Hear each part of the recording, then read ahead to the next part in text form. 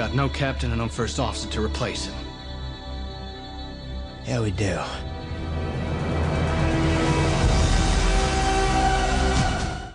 Well, I think, there's been a lot said that, JJ's said that he's a Star Wars fan, and I think we can both say that initially we were more Star Wars fans than we were Star Trek.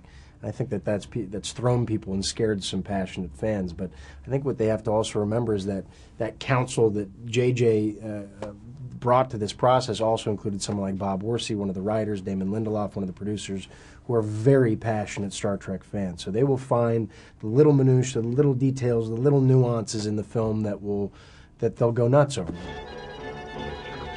Sir, the mains are back online. Yes, Scotty. Go, Zulu!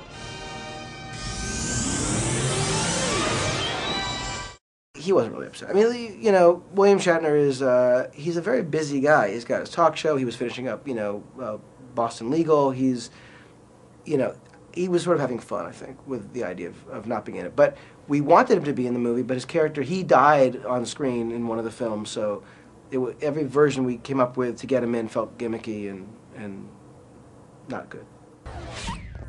Who are you? I'm with him. He's with me. We are traveling at warp speed. How did you manage to beam aboard this ship? You're the genius, you figure it out. As acting captain of this vessel, I order you to answer the question. Well, I'm not telling, acting captain.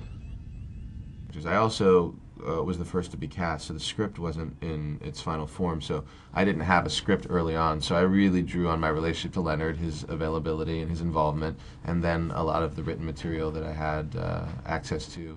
Well, I would define myself as a long-term fan of the show. I watched the original series as a boy, so for me to get given the opportunity to take on such an iconic character that was so wonderfully portrayed by Mr. Kelly was an opportunity that I approached with the greatest respect. I didn't watch the TV show.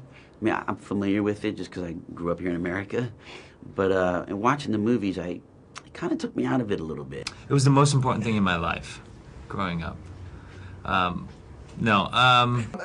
script was really the thing that got me, because I was not a Star Trek fan to begin with, and when I read it, and I just thought, this movie had all the elements I love in movies. And for us to jump on board now and be part of that, without being fans, some of us and others having knowledge of the series, it doesn't change the bond that happens between some of these characters.